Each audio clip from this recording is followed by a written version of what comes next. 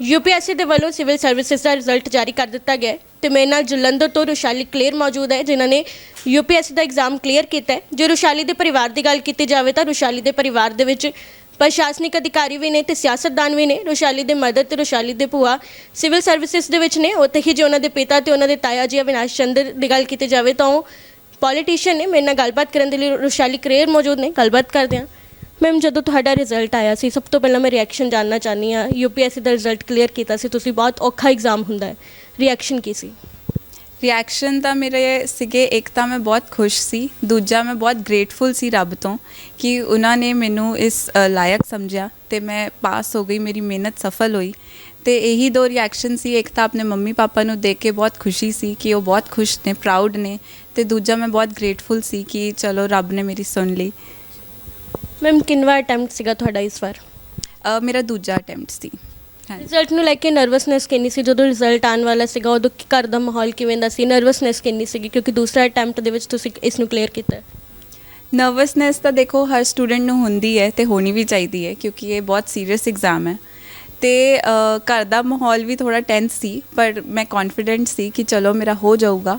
ਤੇ ਮੈਂ ਬਹੁਤ ਖੁਸ਼ ਹਾਂ ਕਿ ਚਲੋ ਹੋ ਗਿਆ ਤੇ ਸਾਰੇ ਖੁਸ਼ ਨੇ ਹੁਣ। ਮੈਮ ਇੰਸਪੀਰੇਸ਼ਨ ਕਿਹਨਾਂ ਨੂੰ ਮੰਨਦੇ ਹੋ ਕਿਉਂਕਿ ਤੁਹਾਡੇ ਮਦਰ ਆਈਐਸ ਅਧਿਕਾਰੀ ਨੇ, ਤੁਹਾਡੇ ਭੂਆ ਜੀ ਵੀ ਸਿਵਲ ਸਰਵਿਸਿਜ਼ ਦੇ ਵਿੱਚ ਨੇ, ਇੰਸਪੀਰੇਸ਼ਨ ਕਿਹਨਾਂ ਨੂੰ ਮੰਨਦੇ ਹੋ? ਜ਼ਰੂਰ ਮੇਰੀ ਮੰਮੀ ਵੀ ਮੇਰੇ ਇੰਸਪੀਰੇਸ਼ਨ ਨੇ ਤੇ ਮੇਰੀ ਭੂਆ ਜੀ ਵੀ ਮੇਰੀ ਇੰਸਪੀਰੇਸ਼ਨ ਨੇ। ਬਚਪਨ ਤੋਂ ਮੈਂ ਉਹਨਾਂ ਨੂੰ ਦੇਖਿਆ ਆ ਕਿ ਕੰਮ ਕਰਦੇ ਹੋਏ, ਲੋਕਾਂ ਦੀ ਮਦਦ ਕਰਦੇ ਹੋਏ, ਸਮਾਜ ਦੀ ਸੇਵਾ ਕਰਦੇ ਹੋਏ, ਤਾਂ ਡੈਫੀਨੇਟਲੀ ਬਚਪਨ ਤੋਂ ਮੇਰੀ ਇੰਸਪੀਰੇਸ਼ਨ ਸੀ। ਮੈਮ ਪਰਿਵਾਰ ਦੇ ਵਿੱਚ ਸਿਆਸਤਦਾਨ ਵੀ ਸੀਗੇ, ਬਿਊਰੋਕਰੇਟਸ ਵੀ ਨੇ, ਤੁਸੀਂ ਇਹ ਰਾਹ ਕਿਵੇਂ ਚੁਣਿਆ ਕਿ ਮੈਂ ਬਿਊਰੋਕਰੇਟਸ ਵਾਲੀ ਸਾਈਡ ਜਾਣਾ ਚਾਹੁੰਦੀ ਹਾਂ, ਮੈਂ ਸਿਵਲ ਸਰਵਿਸਿਜ਼ ਦੇ ਵਿੱਚ ਜਾਣਾ ਹੈ? ਦੇਖੋ ਦੋਨੋਂ ਹੀ ਜਿਹੜੇ ਫੀਲਡਸ ਨੇ ਉਸ ਵਿੱਚ ਤੁਹਾਡਾ ਬੇਸਿਕ ਜਿਹੜਾ ਮਕਸਦ ਆ ਉਹ ਲੋਕਾਂ ਦੀ ਸੇਵਾ ਕਰਨਾ ਹੀ ਹੁੰਦਾ ਆ। ਤੇ ਮੈਂ ਬਿਊਰੋਕਰੇਸੀ ਦੀ ਵੱਲ ਥੋੜ੍ਹੀ ਜ਼ਿਆਦਾ ਅਟਰੈਕਟ ਹੋਈ। ਮੈਨੂੰ ਲੱਗਿਆ ਇਸ ਵਿੱਚ ਨਾ ਸਿਰਫ ਮੈਨੂੰ ਲੋਕਾਂ ਦੀ ਸੇਵਾ ਕਰਨ ਦਾ ਮੌਕਾ ਮਿਲੂਗਾ ਤੇ ਮੈਂ ਵੱਖ-ਵੱਖ ਫੀਲਡ 'ਚ ਜਾ ਕੇ ਅਲੱਗ-ਅਲੱਗ ਖੇਤਰ ਵਿੱਚ ਵੀ ਹੈਲਪ ਕਰ ਪਾਵਾਂਗੀ, ਚਾਹੇ ਉਹ ਹੈਲਥ ਹੋਵੇ, ਚਾਹੇ ਉਹ ਐਜੂਕੇਸ਼ਨ ਹੋਵੇ, ਚਾਹੇ ਕੋਈ ਵੀ ਹੋਰ ਸਮਾਜਿਕ ਲੋਕਾਂ ਦੀ ਸੇਵਾ ਕਰਨਾ ਹੋਵੇ। ਤਾਂ ਇਸ ਲਈ ਮੈਨੂੰ ਇਹ ਫੀਲਡ ਥੋੜ੍ਹੀ ਜ਼ਿਆਦਾ ਅਟਰੈਕਟ ਕੀਤੀ ਤੇ ਬਸ। ਸਿਆਸਤਦਾਨ ਸਿਆਸਤ ਵਾਲੇ ਪਾਸੇ ਜਾਣ ਦਾ ਨਹੀਂ ਸੋਚਿਆ ਕਿ ਪੋਲੀਟੀਸ਼ੀਅਨਸ ਦੇ ਵਿੱਚ, ਪੋਲੀਟਿਕਸ ਦੇ ਵਿੱਚ ਜਾਣਾ ਚਾਹੀਦਾ? ਨਹੀਂ, ਬਚਪਨ ਤੋਂ ਇੱਥੇ ਹੀ ਸੀਗਾ ਤੇ ਇੱਥੇ ਹੀ ਹੋ ਗਿਆ ਤੇ ਪੋਲੀਟਿਕਸ ਦਾ ਹਾਲੇ ਤਾਂ ਨਹੀਂ ਸੋਚਿਆ ਕੁਛ ਵੀ। ਰੁਸ਼ਾਲੀ ਐਗਜ਼ਾਮ ਬਹੁਤ ਔਖਾ ਹੁੰਦਾ ਹੈ, ਕਿੰਨਾ ਸਮਾਂ ਸਟੱਡੀ ਨੂੰ ਦਿੰਦੇ ਸੀਗੇ ਤੁਸੀਂ ਆਪਣਾ ਜਿਹੜਾ यूपीएससी ਦੇ ਸਿਵਲ ਸਰਵਿਸਿਜ਼ ਨੂੰ ਐਗਜ਼ਾਮ ਨੂੰ ਲਈ ਕਿੰਨਾ ਸਮਾਂ ਜਿਹੜਾ ਤੁਸੀਂ ਆਪਣੀ ਸਟੱਡੀ ਨੂੰ ਦੇ ਰਹੇ ਸੀ? ਸਟੱਡੀ ਤਾਂ ਡਿਪੈਂਡ ਕਰਦਾ ਆ। ਜੇ ਤੁਸੀਂ ਨਾਰਮਲ ਡੇ ਦੀ ਗੱਲ ਕਰੋ ਤਾਂ ਮੈਂ ਤਾਂ ਜ਼ਿਆਦਾ ਨਹੀਂ, 7-8 ਘੰਟੇ ਬਹੁਤ ਨੇ। ਪਰ ਜਦ ਐਗਜ਼ਾਮ ਨੇੜੇ ਆ ਰਿਹਾ ਆ ਤੇ ਤੁਸੀਂ ਮਤਲਬ ਜ਼ਿਆਦਾ ਟਾਈਮ ਤੁਹਾਨੂੰ ਦੇਣਾ ਪੈਂਦਾ ਹੈ, 2-3 ਮਹੀਨੇ ਪਹਿਲੇ ਤੋਂ ਤੁਸੀਂ 10-12 ਘੰਟੇ ਦਿਓਗੇ ਤਾਂ ਮੇਰੇ ਲਈ ਇਹ ਵਰਕ ਕਰਦਾ ਹੈ। ਕਈ ਲੋਕਾਂ ਲਈ ਤਾਂ ਥੋੜ੍ਹੇ ਘੰਟਿਆਂ 'ਚ ਵੀ ਹੋ ਜਾਂਦਾ ਹੈ। ਮੈਨੂੰ ਇੰਨਾ ਟਾਈਮ ਦੇਣਾ ਹੀ ਪਿਆ ਤੇ 10-12 ਘੰਟੇ ਤਾਂ ਮੈਂ ਦਿੱਤੇ। ਮੈਮ ਜਿਹੜੇ ਸਿਵਲ ਸਰਵਿਸਿਜ਼ ਦੇ ਵਿੱਚ ਹੁੰਦੇ ਨੇ ਉਹ ਕਹਿੰਦੇ ਨੇ ਕਿ ਅਸੀਂ ਸਾਰਾ ਸਮਾਂ ਸਟੱਡੀ ਨੂੰ ਦਿੱਤਾ, ਅਸੀਂ ਹਮੇਸ਼ਾ ਪੜ੍ਹਦੇ ਰਹੇ ਤੇ ਜ਼ਿੰਦਗੀ ਨੂੰ ਇੰਜੋਏ ਕਰਨਾ ਭੁੱਲ ਗਏ, ਜਾਂ ਫਿਰ ਜ਼ਿੰਦਗੀ ਦੇ ਵਿੱਚ ਉਹਨਾਂ ਨੇ ਕੁਝ ਅੱਛੇ ਮੂਮੈਂਟ ਮਿਸ ਕਰ ਦਿੱਤੇ ਜਾਂ ਕੁਝ ਅਜਿਹੇ ਮੂਮੈਂਟ ਸੀਗੇ ਇੰਜੋਏ ਨਹੀਂ ਕਰ ਪਾਏ। ਤੁਸੀਂ ਆਪਣੀ ਜ਼ਿੰਦਗੀ ਨੂੰ ਕਿਵੇਂ ਇੰਜੋਏ ਕੀਤਾ ਸਟੱਡੀ ਦੇ ਨਾਲ ਨਾਲ? ਜ਼ਰੂਰ ਥੋੜ੍ਹੇ ਬਹੁਤ ਤਾਂ ਮਿਸ ਹੁੰਦੇ ਨੇ, ਪਰ ਮੈਂ ਇਹ ਸਮਝਦੀ ਹਾਂ ਕਿ ਮੈਨੂੰ ਤਾਂ ਪੜ੍ਹ ਕੇ ਵੀ ਥੋੜ੍ਹਾ ਮਜ਼ਾ ਆਉਂਦਾ ਆ ਤੇ ਮੇਰੇ ਲਈ ਉਹ ਵੀ ਇੱਕ ਚੰਗਾ ਮੂਮੈਂਟ ਹੀ ਹੁੰਦਾ ਜਦ ਮੈਂ ਕੋਈ ਨੌਲੇਜ ਗੇਨ ਕਰਾਂ, ਜਦ ਕੁਝ ਨਵਾਂ ਸਿੱਖਣ ਨੂੰ ਮਿਲੇ। ਤਾਂ ਮੂਮੈਂਟਸ ਤਾਂ ਮਿਸ ਹੁੰਦੇ ਹੀ ਆ, ਪਰ ਤੁਸੀਂ ਆਪਣੇ ਆਪ ਨੂੰ ਥੋੜ੍ਹੀ ਤਸੱਲੀ ਦੇ ਸਕਦੇ ਹੋ ਕਿ ਕੋਈ ਗੱਲ ਨਹੀਂ, ਕਿ ਇੱਕ ਦਿਨ ਤੁਹਾਡਾ ਜਦ ਹੋ ਜਾਵੇਗਾ ਤੇ ਅੱਗੇ ਤੁਹਾਨੂੰ ਵਧੀਆ ਹੀ ਲੱਗੇਗਾ ਸਾਰਾ ਕੁਝ। ਹੋਰ ਕੀ ਸ਼ੌਂਕ ਹੈ ਰੁਸ਼ਾਲੀ ਨੂੰ? ਮੈਨੂੰ ਦੇਖੋ ਇੱਕ ਤਾਂ ਫਿਜ਼ੀਕਲੀ ਐਕਟਿਵ ਰਹਿਣ ਨੂੰ ਮੈਨੂੰ ਪਸੰਦ ਹੈ, ਥੋੜ੍ਹਾ ਡਾਂਸਿੰਗ ਵਿੱਚ ਕਿ ਮੈਂ ਡਾਂਸ ਕਰਾਂ ਆਪਣੇ ਆਪ ਹੀ, ਠੀਕ ਹੈ। ਅਤੇ ਦੂਜਾ ਮੈਂ ਕਾਲਜ ਵਿੱਚ ਵੀ ਡਿਬੇਟਿੰਗ ਕਰਦੀ ਸੀ ਅਤੇ ਬੱਚਿਆਂ ਨੂੰ ਪੜ੍ਹਾਉਂਦੀ ਸੀ ਅਤੇ ਉਹ ਵੀ ਮੇਰਾ ਇੱਕ ਸ਼ੌਕ ਹੈ। ਸਟ੍ਰੈਸ ਮੈਨੇਜਮੈਂਟ ਕਿਵੇਂ ਕਰਦੇ ਸੀਗੇ ਜਦੋਂ ਸਟੱਡੀ ਕਰਦੇ ਸੀ? ਕਈ ਵਾਰ ਬਹੁਤ ਜ਼ਿਆਦਾ ਸਟ੍ਰੈਸ ਹੁੰਦਾ ਤੁਹਾਡੇ ਉੱਪਰ ਸਟੱਡੀ ਨੂੰ ਲੈ ਕੇ, ਸਿਵਲ ਸਰਵਿਸਿਜ਼ ਦਾ ਐਗਜ਼ਾਮ ਕਲੀਅਰ ਕਰਨਾ, ਤਾਂ ਫਿਰ ਸਟ੍ਰੈਸ ਕਿਵੇਂ ਮੈਨੇਜ ਕਰ ਰਹੇ ਸੀ? ਸਟ੍ਰੈਸ ਮੈਨੇਜ ਕਰਨ ਨੂੰ ਸਭ ਤੋਂ ਪਹਿਲਾਂ ਤਾਂ ਮੈਂ ਆਪਣੀ ਫੈਮਿਲੀ ਕੋਲ ਜਾਂਦੀ ਸੀ ਅਤੇ ਉਹਨਾਂ ਨਾਲ ਗੱਲਬਾਤ ਕਰਦੀ ਸੀ, ਉਹਨਾਂ ਨੂੰ ਦੱਸਦੀ ਸੀ ਕੀ ਪ੍ਰੋਬਲਮ ਹੈ, ਕਿ ਕਿੱਦਾਂ ਹੋ ਰਿਹਾ। ਦੂਜਾ ਜੇ ਮੈਂ ਗੱਲ ਕਰਾਂ, ਮੈਂ ਆਪਣੇ ਦੋਸਤਾਂ ਨਾਲ ਵੀ ਗੱਲ ਕਰਦੀ ਸੀ, ਕਦੇ ਕਦੇ ਘੁੰਮਣ ਜਾਂਦੀ ਸੀ। ਅਤੇ ਤੀਜਾ ਆਪਣੇ ਆਪ ਹੀ ਘਰ ਬੈਠੋ ਅਤੇ YouTube ਦੇਖ ਲਓ, ਕੋਈ ਵੀਡੀਓਜ਼ ਦੇਖ ਲਓ, ਬਸ ਇੱਦਾਂ ਹੀ। यूपीएससी ਦੇ ਵਿੱਚ ਜਦੋਂ ਆਪਾਂ ਐਗਜ਼ਾਮ ਕਲੀਅਰ ਕਰਦੇ ਹਾਂ, ਇੰਟਰਵਿਊ ਦਾ ਸਮਾਂ ਹੁੰਦਾ ਹੈ, ਉਹਦੇ ਵਿੱਚ ਬਹੁਤ ਕੌਨਫੀਡੈਂਸ ਦੀ ਲੋੜ ਹੁੰਦੀ ਹੈ। ਉਸ ਦੇ ਵਿੱਚ ਕਿੰਨਾ ਕੌਨਫੀਡੈਂਸ ਮਹਿਸੂਸ ਕਰ ਰਹੇ ਸੀ ਕਿ ਕੁਝ ਸਵਾਲ ਉਹਨਾਂ ਦੇ ਵੱਲੋਂ ਤੁਹਾਨੂੰ ਕੀਤੇ ਗਏ ਸੀ? ਡੈਫੀਨੇਟਲੀ ਕੌਨਫੀਡੈਂਸ ਤਾਂ ਚਾਹੀਦਾ ਆ ਬਿਕਾਜ਼ ਤੁਹਾਨੂੰ ਹਰ ਸਵਾਲ ਨਹੀਂ ਆਉਂਦਾ ਹੁੰਦਾ ਪੇਪਰ ਵਿੱਚ ਅਤੇ ਤੁਸੀਂ ਆਪਣਾ ਅੰਦਾਜ਼ਾ ਲਗਾਉਣਾ ਹੁੰਦਾ ਹੈ, ਥੋੜ੍ਹਾ ਕਾਮਨ ਸੈਂਸ ਲਗਾਉਣੀ ਪੈਂਦੀ ਹੈ ਕਿ ਇੱਦਾਂ ਦਾ ਸਵਾਲ ਮੈਨੂੰ ਕਿਉਂ ਪੁੱਛਿਆ ਗਿਆ ਆ। ਅਤੇ ਡੈਫੀਨੇਟਲੀ ਜਦ ਤੁਸੀਂ ਪੇਪਰ ਦੇਣ ਜਾਣ ਲੱਗਦੇ ਹੋ ਤੁਹਾਨੂੰ ਲੱਗਦਾ ਤੁਹਾਨੂੰ ਕੁਛ ਨਹੀਂ ਆਉਂਦਾ, ਪਰ ਜਦ ਤੁਸੀਂ ਬੈਠ ਜਾਂਦੇ ਹੋ ਤਾਂ ਤੁਸੀਂ ਦੇਣ ਲੱਗਦੇ ਹੋ ਤਾਂ ਤੁਹਾਨੂੰ ਲੱਗਦਾ ਕਿ ਮੈਂ ਕਰ ਲਵਾਂਗਾ।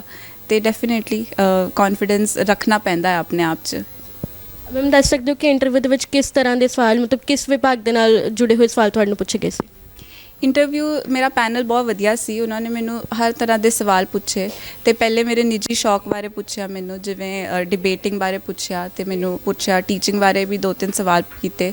ਉਸ ਤੋਂ ਬਾਅਦ ਪੰਜਾਬ ਬਾਰੇ ਬਹੁਤ ਸਵਾਲ ਪੁੱਛੇ ਗਏ, ਖੇਤੀਬਾੜੀ ਬਾਰੇ ਬਹੁਤ ਸਵਾਲ ਕੀਤੇ ਗਏ ਅਤੇ ਉਸ ਤੋਂ ਬਾਅਦ ਮੈਨੂੰ ਇਨਵਾਇਰਮੈਂਟ ਬਾਰੇ ਬਹੁਤ ਸਵਾਲ ਕੀਤੇ ਗਏ ਅਤੇ ਮੇਰੀ ਫੀਲਡ ਜਿਹੜੀ ਗ੍ਰੈਜੂਏਸ਼ਨ ਦੀ ਇਲੈਕਟ੍ਰੋਨਿਕਸ ਹੈ ਅਤੇ ਉਸ ਦੇ ਬਾਰੇ ਟੈਕਨੀਕਲ ਸਵਾਲ ਥੋੜ੍ਹੇ ਬਹੁਤ ਪੁੱਛੇ ਗਏ ਸੀ। ਮੈਮ ਜੇ ਗੱਲ ਕੀਤੀ ਜਾਵੇ ਤਾਂ ਹਲੇ ਤਾਂ ਸਰਵਿਸਿਜ਼ ਅਲੋਟ ਹੋਣੀਆਂ ਨੇ, ਤੁਹਾਨੂੰ ਕਿਸ ਵਿਭਾਗ ਦੇ ਵਿੱਚ ਭੇਜਿਆ ਜਾਵੇਗਾ ਹਲੇ ਉਸ ਬਾਰੇ ਤੁਹਾਨੂੰ ਬਾਅਦ ਦੇ ਵਿੱਚ ਪਤਾ ਲੱਗੇਗਾ। ਜੇ ਤੁਹਾਡੇ ਨਿੱਜੀ ਰੁਚੀ ਦੀ ਗੱਲ ਕੀਤੀ, ਨਿੱਜੀ ਰੁਝਾਨ ਦੀ ਗੱਲ ਕੀਤੀ ਜਾਵੇ ਤਾਂ ਤੁਹਾਡਾ ਰੁਝਾਨ ਕਿਸ ਪਾਸੇ ਹੈ?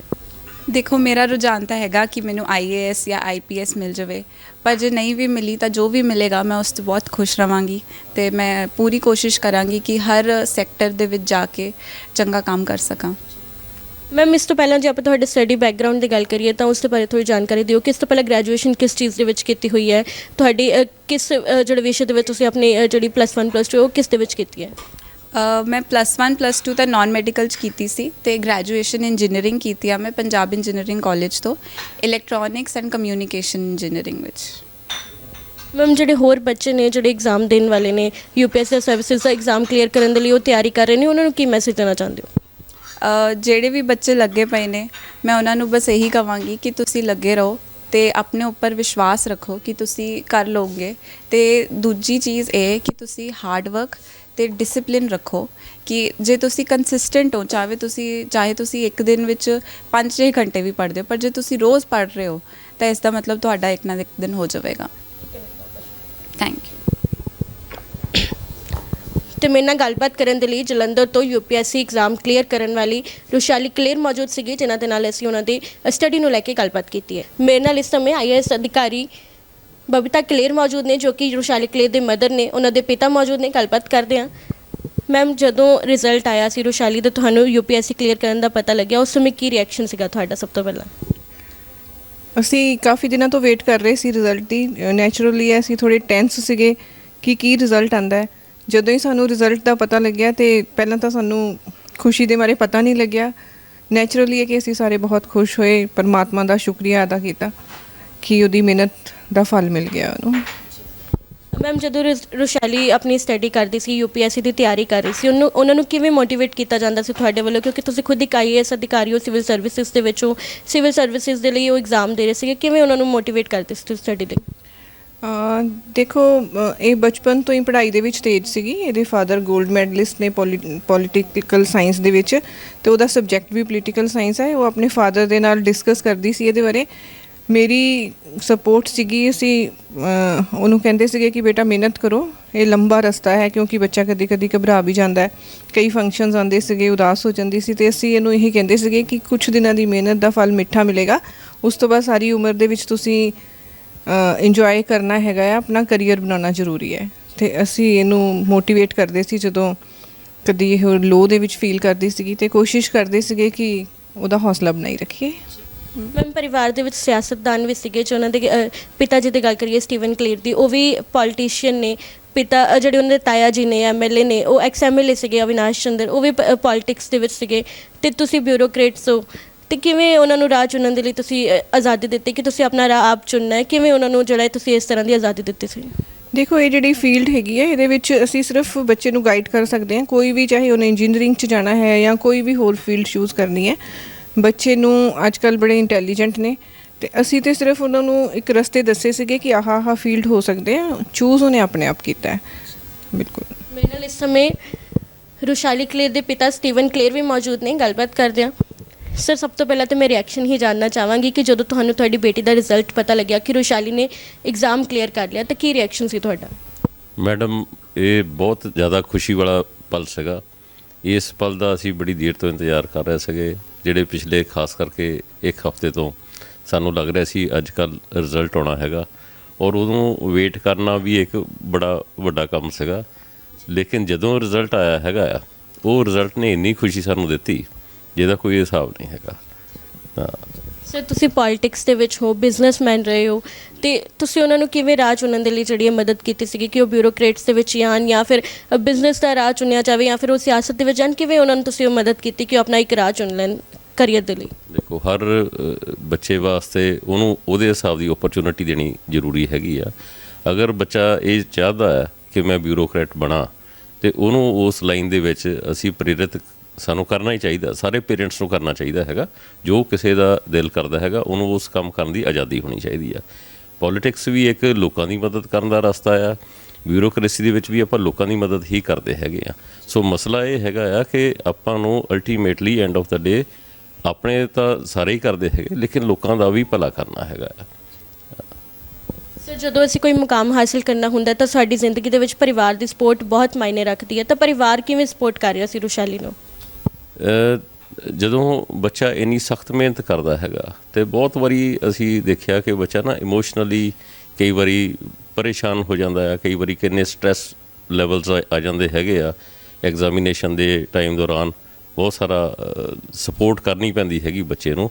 ਅਸੀਂ ਹਮੇਸ਼ਾ ਹੀ ਆਪਣੇ ਬੱਚੇ ਦੇ ਨਾਲ ਹੁੰਦੇ ਸੀਗੇ, ਤੇ ਜਦੋਂ ਵੀ ਉਹਨੂੰ ਕੋਈ ਸਾਨੂੰ ਲੱਗਦਾ ਸੀਗਾ ਅਸੀਂ ਉਹਨੂੰ ਕਹਿੰਦੇ ਸੀ ਕਿ ਨਹੀਂ ਬੱਚੇ, ਕੋਈ ਪ੍ਰੋਬਲਮ ਨਹੀਂ, ਇਹ ਸਾਰੀ ਦੁਨੀਆ ਕਰਦੀ ਹੈਗੀ ਆ, ਤੁਸੀਂ ਵੀ ਕਰ ਲਓਗੇ, ਕੋਈ ਟੈਨਸ਼ਨ ਨਾ ਕਰੋ ਔਰ ਆਪਣਾ ਦਲੇਰੀ ਨਾਲ ਕੰਮ ਕਰੋ। ਰੁਸ਼ਾਲੀ ਕਲੇਰ ਮੌਜੂਦ ਸੀਗੇ ਜਿਨ੍ਹਾਂ ਦੇ ਨਾਲ ਅਸੀਂ ਉਹਨਾਂ ਦੀ ਸਟੱਡੀ ਨੂੰ ਲੈ ਕੇ ਗੱਲਬਾਤ ਕੀਤੀ ਹੈ। ਕੈਮਰਾਮੈਨ ਤਰੁਣ ਦੇ ਨਾਲ ਅੰਸ਼ ਚੱਡਾ, ਪੰਜਾਬ ਬੁਲਟਨ, ਜਲੰਧਰ।